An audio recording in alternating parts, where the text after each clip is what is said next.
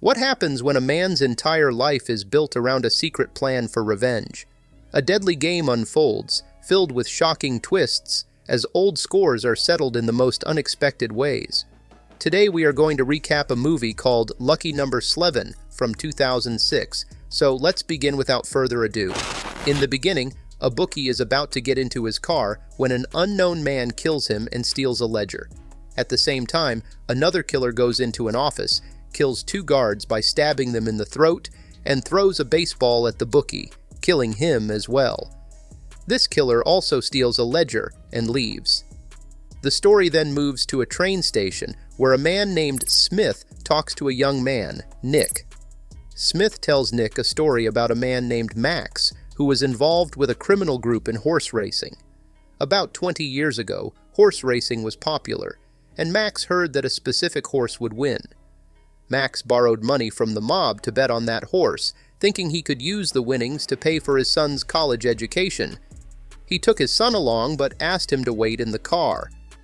However, Max didn't know that the race was fixed, and the horse he bet on fell during the race. The betting clerk had warned Max that not repaying the mob was dangerous, but he ignored it. After the race, Max returned to find his car gone and his son kidnapped by the mafia. The mob tortured Max, then killed him and his wife. After finishing the story, Smith stands up from his wheelchair and knocks Nick out, taking him to a truck. The scene then shifts to a young man named Slevin Kalevra, who is shaving when he hears a loud knock at his door. He answers, dressed only in a towel, and meets a woman named Lindsay, who was looking for Nick, the actual owner of the house. Slevin jokes about her knock, and she's charmed by his attention to detail. When she asks about his broken nose, Slevin tells her he lost his job and found his girlfriend cheating. After that, he came to New York to visit Nick. After getting off the plane, Slevin was on the phone with Nick when a stranger approached him asking for a cigarette. Slevin said he didn't smoke, but the man demanded money and hit Slevin in the nose. Lindsay points out that the robber didn't steal Slevin's luggage or his expensive watch, showing her sharp attention to detail, which Slevin admires. Lindsay asks where Nick is, and Slevin explains that Nick hasn't shown up yet. Nick was supposed to meet him at the apartment, but when Slevin arrived, the door was unlocked, so he let himself in. When the phone rings, Slevin answers, but the caller hangs up. Lindsay calls the number back and finds out it was from the Hotel Cheval. She thinks Nick might be in danger and says they should investigate who called. Lindsay is excited about playing detective, but has to rush to work. She leaves, forgetting the sugar she came to borrow, but comes back just as Slevin is about to remove his towel. She takes the sugar and invites him to meet her later. After she leaves, the doorbell rings again. Slevin thinks Lindsay is back, but two thugs working for the boss barge in.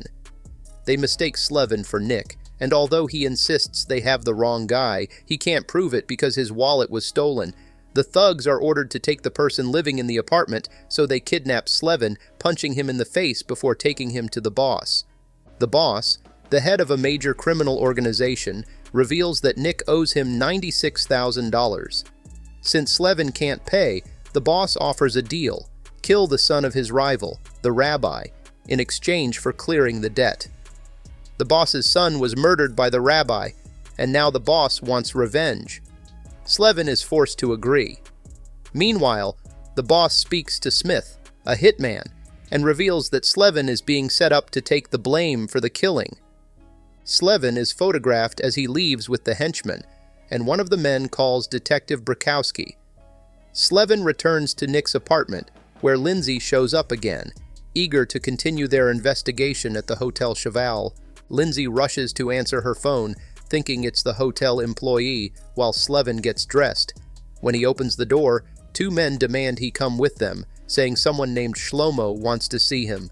Though Slevin denies knowing him, they punch him and take him to meet the rabbi. On the way, Slevin notices that the rabbi's building is across from the boss's. The henchman explains the two were once friends, but now try to kill each other and never leave their buildings. When Slevin meets the rabbi, he's told he owes $33,000. Slevin insists they have the wrong guy, but the rabbi gives him 48 hours to pay. After Slevin leaves, it's revealed that Smith, the hitman, is also working with the rabbi.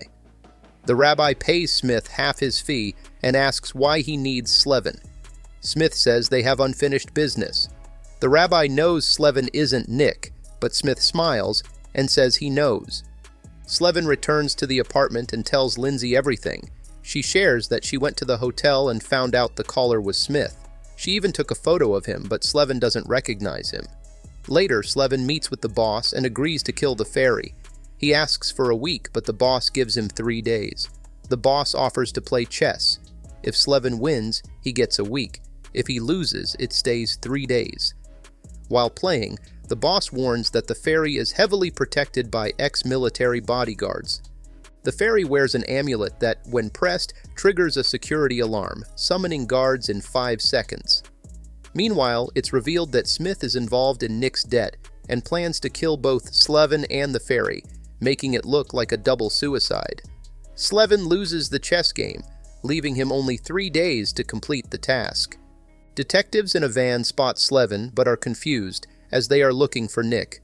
They also learn that a hitman named Good Cat has returned to town. After Slevin returns home, Lindsay tells him she works at the morgue and finds the body of the rabbi's bookie. Detective Brakowski, who was there, admitted to gambling with the murdered bookie. Lindsay believes Nick framed Slevin, paid a thief to steal his wallet, and killed the bookies, as they were the only ones who knew Nick's face. Lindsay heads back to work but invites Slevin to dinner. At the restaurant, Slevin spots the fairy. He follows him to the bathroom, with Detective Brakowski trailing behind.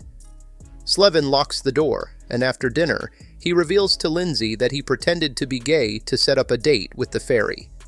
He also shares that Brakowski confronted him, suspecting a connection between Slevin, the rabbi, and Smith. After spending the night with Lindsay, Slevin is picked up by detectives the next day, but released when they find no evidence against him. Later, the boss's henchmen deliver a suit and take him to meet the fairy. Outside, the rabbi's henchmen are found dead. Inside the fairy's apartment, Slevin shoots him in the stomach. Smith arrives and finishes the job by shooting the fairy in the head, confirming that he and Slevin are working together. Slevin pulls a body from a car, while Smith destroys the fairy's amulet. The fairy's bodyguards rush in, but Smith kills them instantly with 2 silenced pistols. Slevin drags a body next to the fairy, revealing it to be Nick, who Smith killed at the start of the story. Smith and Slevin blow up the apartment. Next, Smith and Slevin head to the boss, killing his henchmen in the elevator. While Smith deals with the boss, Slevin meets the rabbi to pay the $33,000. The rabbi opens the briefcase to find it empty, and Slevin knocks him unconscious. The boss and rabbi later wake up tied up, as Slevin reveals the big twist. The boss and rabbi were responsible for killing Max, Slevin's father. Slevin, whose real name is Henry, was taken in and raised by Smith, the hitman, after Smith couldn't bring himself to kill young Henry.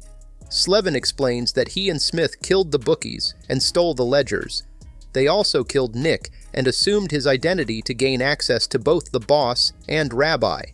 Slevin further reveals that he murdered the boss's son to provoke him into hiring Smith to kill the rabbi's son, the fairy. Smith got contracts from both sides, allowing them to take down the mob bosses. After revealing his true identity, Slevin suffocates both the boss and rabbi by taping plastic bags over their heads, killing them just as they killed his father. It's also revealed that Smith killed Lindsay because she had taken a photo of him. Detective Brakowski, who was involved in Slevin's family's downfall, is killed by Slevin as part of his final revenge. At the train station, it's revealed that Slevin helped Lindsay fake her death, and she is alive. Smith understands Slevin's decision to save her, and returns Slevin's father's old watch before walking away, leaving Slevin and Lindsay to start fresh. Thanks for watching Real Recaps. If you enjoyed this recap and want to see more thrilling stories and twists from the world of film, don't forget to like, subscribe, and hit that notification bell. Share your thoughts on the movie in the comments below, and let us know what film you'd like me to cover next. Also, check out more movie recaps by choosing one of the videos suggested on the screen now. See you in the next Reel Recap.